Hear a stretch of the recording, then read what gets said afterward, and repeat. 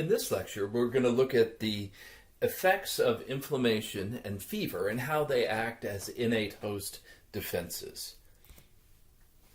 So inflammation is where we're going to start. Inflammation is a defense that the body mounts in response to microbial infection, to a cut or an abrasion where bacteria are introduced into the body. It is mounted in response to a heat or electrical burn, to chemical burns, to overexposure to UV light, and it's a part of the allergic response as well. So all of those triggers are going to result in inflammation in the body. And there are 3 signs and 1 symptom of inflammation. I like that the book uses the Latin terms calor, rubor, tumor, and dulor, but do not worry, I will not expect you to know them in the Latin form, but I do want you to know those signs and symptoms. So an increase in temperature, so heat or fever, not fever, excuse me, I'll step back from that one, but just an increase in heat in the localized area that is inflamed, redness, swelling, and then the symptom, the thing that the caregiver can't see, but the patient has to report, that's a symptom, is pain at the injured site. So those are the 4 cardinal signs and symptom of inflammation occurring in the body. So inflammation may be acute, where it comes on rapidly and then resolves, or it could be chronic, where it remains for quite some time. And so we'll look first at acute inflammation. And acute inflammation, it usually results in the host eliminating whatever agent has caused the inflammation. And so it functions to help clear away to kill off whatever microbes have invaded the body, to clear up and clean up the tissue debris from whatever the injury was, and as microbes kill cells, then inflammation helps to clear up the debris, and then trigger the responses of repairing the injured tissue. So inflammation is useful in all 3 of those kinds of functions. It also helps to quarantine the area to prevent microbes from escaping and getting into other tissues in the body. So let's look now at the processes then of inflammation and healing that occur following inflammation. So some sort of cell damage will trigger the release of histamine by mast cells and basophils. So mast cells are out in the tissues, basophils are usually often hanging out near blood vessels, and in response to damage, then they release histamine. Histamine has a couple of effects. First is vasodilation, so that means that the blood vessels in that area will, the smooth muscle around the blood vessels relaxes, the diameter of the blood vessel becomes larger, and blood flows into that area. So in response to vasodilation, we see increased blood flow, and that brings the warmth of the blood with it. So we see a concentration of heat in the inflamed area, and because the blood vessels are larger, then it has a reddish appearance. So that's where we see those 2 cardinal signs of redness and heat. And it also causes the capillaries to become leaky. So the spaces between the cells, the endothelial cells that are the wall of the capillary, the spaces between them enlarge. And so that allows the fluid that's in the blood plasma, to leak out through those spaces more readily. And that leads to the edema that we see in inflamed regions. So we see swelling of the inflamed region in response to that. So edema means swelling. The blood then that comes into that area delivers lots of clotting factors, nutrients, macrophages. The macrophages release their cytokines. That also contributes to vasodilation and to edema, and it attracts even more macrophages into that area.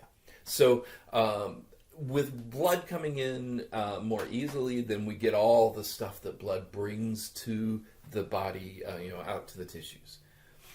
Blood leaving removes wastes and can help carry off some of the excess fluid, so that that increased capillary permeability that extends to both the blood or plasma, fluid leaving the capillaries, and it also helps for fluid to come back into the blood as the blood is leaving a capillary network.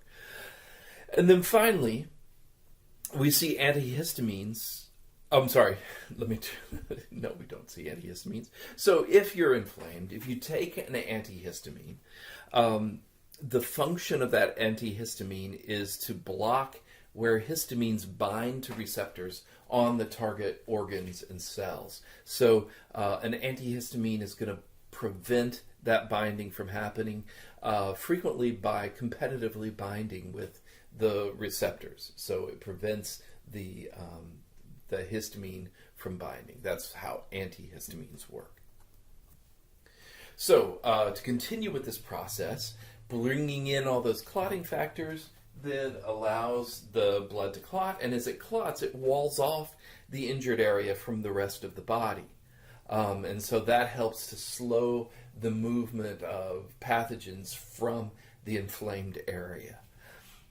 Pain results both from the pressure of all the swelling, the edema that is there, but also because bradykinins, these are chemicals, are released by injured cells, and that stimulates pain receptors as well. So both pressure pushing on pain receptors and these bradykinins that bind to pain receptors and trigger a pain signal to the brain produce the symptom that we see of pain in the inflamed area.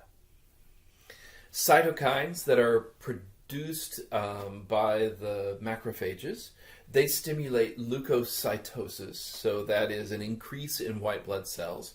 So overall what we see is more leukocytes being made at red bone marrow, but locally leukocytes come in, they infiltrate the inflamed tissue. They do this via a process called diapedesis. Diapedesis is just the ability of a white blood cell or a macrophage to squeeze out of the capillaries and into the tissues. And so locally there's an increase in white blood cells, but also overall in the body we see an increase in white blood cells, which is leukocytosis. So as dead phagocytes, most of them are going to be neutrophils because macrophages, they are very long-lived. But if there's a lot of bacteria in that location, then neutrophils come in as well and start phagocytizing the bacteria. And so as these dead phagocytes, the dead neutrophils begin to accumulate in that area, along with damaged cells and their cellular debris, that then leads to the development of the white milky kind of semi-fluid stuff that we refer to as pus. So pus forms, and what pus is just cellular debris and those dead neutrophils that are piling up as the neutrophils consume all of the bacteria that they can and then die. And if that pus winds up accumulating in a cavity, sort of walled off from the body, the rest of the body, in a within sometimes even over time, a capsule can form around that pus pocket, then we refer to that as an abscess. So an abscess is just an accumulation of pus in the area where a bunch of tissue has died, tissue cells have died, and it can accumulate. Okay, so inflammation certainly has positive effects in helping the body to overcome a invasion by bacteria or pathogens, but it also can have some harmful effects as well. For instance, if there's inflammation among the meninges, those are the connective tissue wrappings around the brain and the spinal cord, then that can cause lots of damage to the brain and spinal cord. As swelling occurs, then the brain and the spinal cord both are surrounded by bone, so there's no way for the swelling to go outward. So instead, it focuses inward on the soft tissues of the brain and the spinal cord. Vasodilation, while it brings in clotting factors and macrophages, it also brings in oxygen and nutrients to the pathogens. So we're feeding our pathogens as well as the defending cells with vasodilation. And sometimes the walling off that clotting can allow can also prevent our natural defenses, white blood cells or antibiotics, from getting into that site. So too much walling off can also slow the processes that help to heal the body.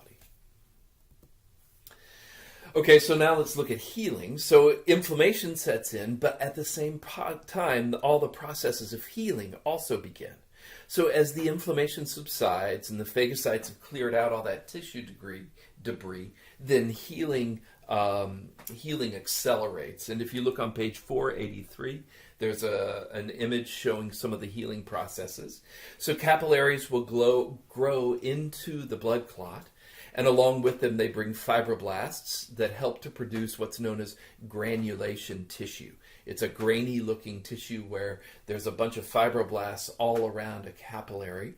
And the white blood cells are busy cleaning up now the blood clot that have formed. And so as the white blood cells are clearing away the blood clot, the granulation tissue invades into that clotted area. Connective tissue comes along and replaces any nerve or muscle tissue that cannot be regenerated because muscle cells, skeletal muscle cells at least, and nervous tissue do not replicate or do not divide. Then once we're adults, they don't divide, I should say. Then they can't regenerate. And so connective tissue kind of fills the space where they were. And then epithelia can also grow, because epithelia does rapidly divide, and epithelial tissues replace themselves where they can. If you're looking for patterns in healing, young folk heal a lot more quickly than older people, just because their cells tend to divide more quickly, and so you can get more regeneration happening in a shorter time. And then there are some vitamins that are very important to the healing process. Vitamin A is involved in epithelial repair. Vitamin C is important to connective tissue repair. And vitamin E is understood to help promote healing in general and also to reduce the production of scar tissue. So all three of these, ACE, you can think of it there, are important in healing processes. Okay, so that is acute inflammation. Now let's take a look at chronic inflammation. So chronic inflammation is sort of long-standing inflammation that occurs in the body. And it occurs, and if it continues, if that inflammatory agent continues to survive in the body, then it will produce more tissue damage. The phagocytes and other defenses are going to get in there and attempt to at least wall off that pathogen. But the pathogen remains inside of this walled off area. And so what is referred to as granulomatous, there we are. Sorry about that. Let me try that one more time. You might want to practice this at home. Granulomatous inflammation will develop as inflammation remains long enough that connective tissue surrounds the inflammatory agent and forms this granuloma.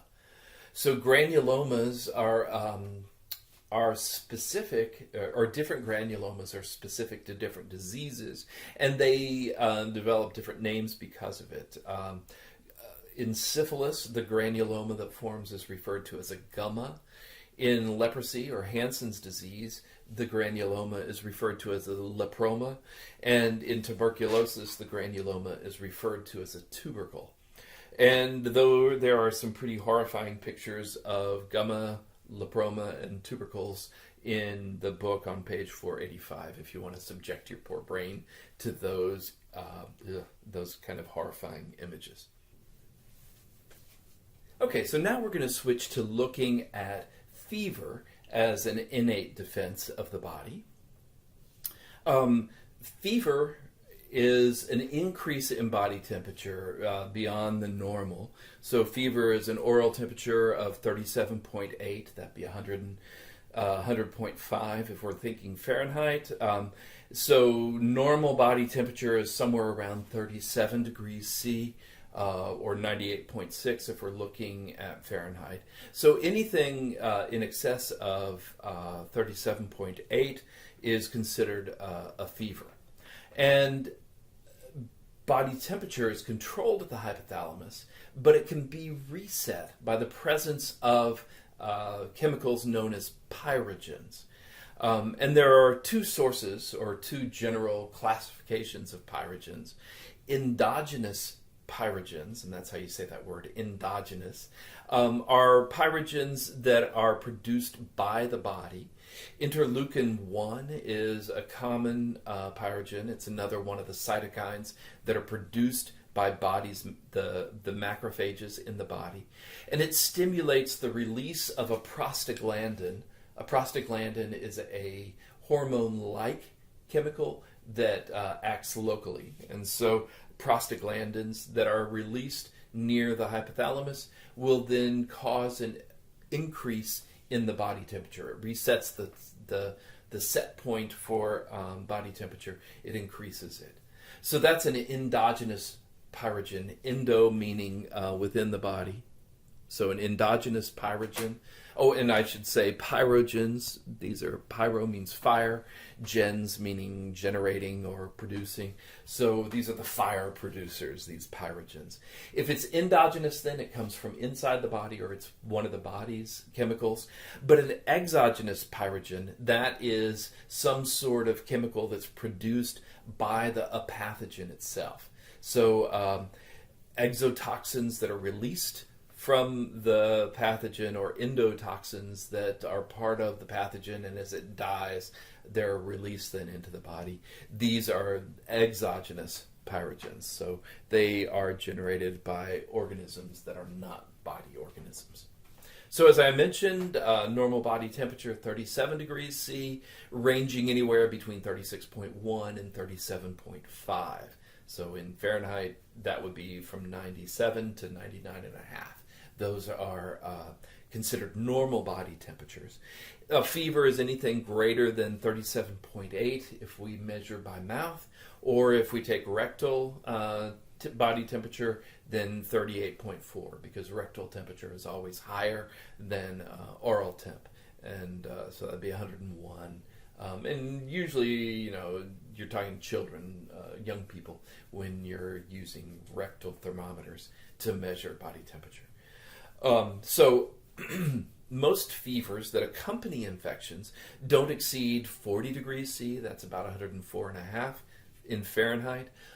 We start to get very concerned when fevers exceed that temperature, and if and we start to see some real issues. Seizures can occur as temperatures get above 105 or 106. So we talk about febrile seizures there. Coma then follows at around 108. And by the time we get to 109 or 110, we're looking at death because of the effects that higher body temperature has on the enzymes of the body. So fever so we've got it defined. We understand now where it comes from. It comes from these pyrogens that are produced either by the body or by pathogens. So what are the benefits? Why does the body go and produce a fever? Well, it slows pathogen growth as body temperature increases past the optimal growth temperature for that pathogen. So if we can drive pathogens outside of their ideal body temperature, then that will slow their growth. It also can inactivate some enzymes and toxins. So every protein has a different temperature at which it begins to denature and lose its effect. And some bacterial or microbial enzymes and toxins can be denatured at relatively low fever It also speeds up the chemical reactions in the body and the work of body defenses. It speeds phagocytosis, so phagocytes are out there working harder, faster. It increases the production of interferons, chemicals that have antiviral effects. We'll be looking at interferons in some of the next chemical defenses. Let's see, the lysosomes can digest the contents of the vesicles, the food vacuoles that are produced as macrophages and neutrophils do their phagocytosis. It also causes the patient to feel ill. Everybody, I'm sure, knows what a fever feels like. You just get achy and lethargic, and that forces rest. And that way, the energy of the body can be used to fight the infection. And then last of all, fever can cause the release of the leukocyte endogenous mediator, sometimes called LEM. Leukocyte endogenous mediator is a pyrogen, but it also has the very salutary effect of lowering iron concentrations in the blood. And so we see iron being hoarded or sequestered by the liver and the spleen, and that's valuable because with less iron available in the blood, then many microbes slow their reproduction because they require iron to do that. So iron can be a limiting factor in the growth of many microbes. All right, I think that is my last slide. So if you have any questions, you know how to reach me. Study well. Oh, I lied. Controlling fever. One last thing. Antipyretics, these are chemicals that reduce fever. They include chemicals like aspirin, ibuprofen, acetaminophen. So aspirin, we know, ibuprofen, that's like Advil or Motrin. Acetaminophen, that's Tylenol. These all have the effect of lowering fever. But because fever has beneficial effects, most caregivers these days are encouraging allowing low-grade fevers to continue. So anything like fevers less than 103, I think, is often the number used. Just allow the fever to continue so that we can get its beneficial effects. But if fevers exceed 40 degrees C, that's that 104.5, or if the patient has a disorder that is worsened by fever, so if seizures are brought on by fever or other disorders, then antipyretics are, let's get that fixed, are not advised. Yes, so if those are issues, then we don't want to use antipyretics. Okay, there you have it. I think that's all now, so you know what to do.